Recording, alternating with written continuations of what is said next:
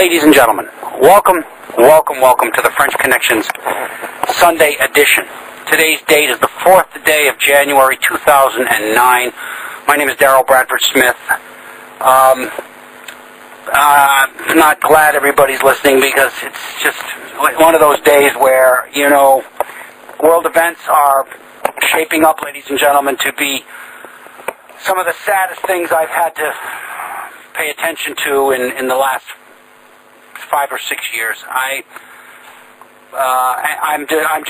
without words in some of these issues that I need to discuss with you today. I'm going to bring on my partner here in some of the discussions we've been having over the last few months, especially Mohammed Rafeeq. We're going to talk a little bit about Gaza and about the Judeo-Nazis in Israel, and about the Gaza concentration camp, and about the murder going on in the Gaza ghetto, how they're absolutely destroying that region of the Middle East, killing indiscriminately, shelling with howitzers and high-powered artillery from afar, air strafing and gunships and the whole bit. And now of course, troops on the ground, phosphorus weapons, burning people alive, just incredible stuff. And it's typical of these Nazi Jews in Israel to do this. This is not a unique thing that these people are doing right now. They did it in the formation process of Israel. They did it in their extended groupings throughout the European theater before and during World War I and II, into Russia when they took over from New York, killing and starving 30 million there. Their monies helped put up the Chinese slaughter of millions in the Cultural Revolution. The horror this Nazi group of Jews has inflicted on the world is just amazing. And I want to bring up my guest with me right now. Mohammed, are you with me? I am indeed, Daryl, and a good day to you. And I have to agree with you about the general state of feeling very sad today, definitely. I got to say, Mohammed, after watching that video that was caught in that small area there where they were having their daily open market, their farmer market sales, people have been stuck in their homes, so you can bet that there were a lot of young women, children out there trying to get food for their families, and of course artillery rained down on them, and the carnage was absolutely horrific. And anyone who sees that, and I'm going to try to get my webmaster to put that video up, of course, I'm calling for everybody to boycott completely the use of Google and YouTube, because that is an Israeli Judeo-Nazi run organization, and they are practicing wholesale censorship of the information we're trying to share with the world about these Nazis. And it's important that people find alternatives, Mohammed. So I wanted to interject that. We may talk about that a little later. Some of the experiences I've had with censorship from this group, but many people today. But let's go back to this attack, because the clarity of the video is not the best, but you don't need clarity. You can see the severed limbs. You can hear the screaming and agony of these of people. And I saw a little child sitting on the ground with his leg missing, and horror. I mean, absolute stomach-turning horror. My wife began to cry looking at it. I was so angry when I saw it. I didn't know what to do with myself. I know you saw this yesterday. What's your take on all this, Mohammed?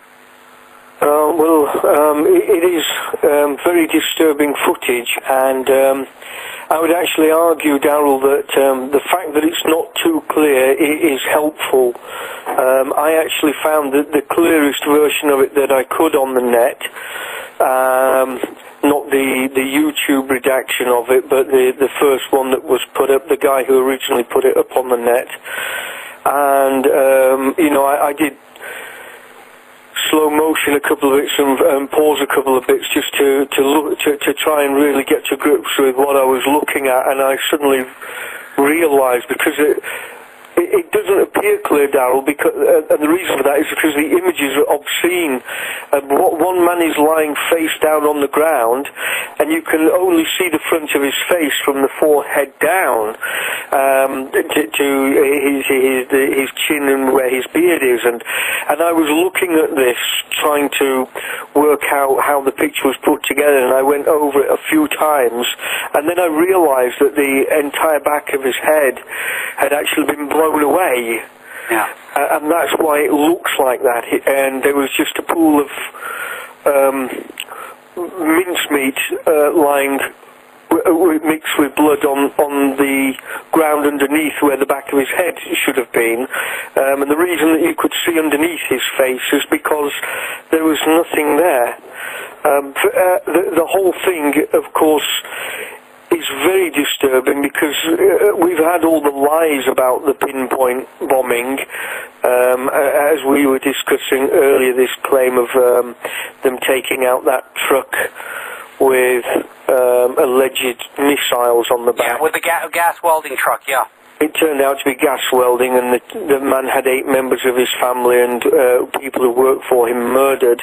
And these people, in their barefaced lie, Leibovich, I believe her name is, who's the spokesman for the Israeli army at the moment, is claiming that they had intel on this particular bomb factory for going back months, and it was a pinpoint precision attack.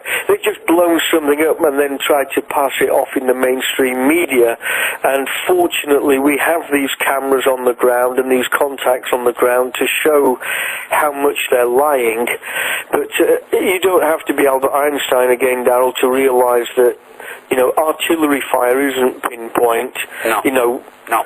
Howitzers, tanks, they fire shells in the general direction, you know, southeast, 180 degrees, whatever, but they can't say with any degree of accuracy to within 100 or so meters exactly where it's going to land. They strafe to this market, and there's only one word really, which is carnage. It's wholesale carnage, and for people to claim that it was some kind of a propaganda video and that it wasn't real, it is noxious in the extreme that these people are coming out from their Give Israel Your Support website and adding their comments on now professionally as part of the Sayanim network. And then Daryl, also the Guardian putting up an image of phosphorus bombs which are being exploded in Gaza, chemical weapons, banned clearly under the Geneva Convention. This stuff is worse than napalm. You know, if this phosphorus lands on you, whereas napalm was this petroleum jelly that stuck on the skin and burnt very unpleasantly and you couldn't put it out, this stuff's caustic. So it's on fire and it's caustic, and it sinks through your skin, through your bone, and out the other side of your body over a matter of seconds if this stuff sticks on you, Daryl.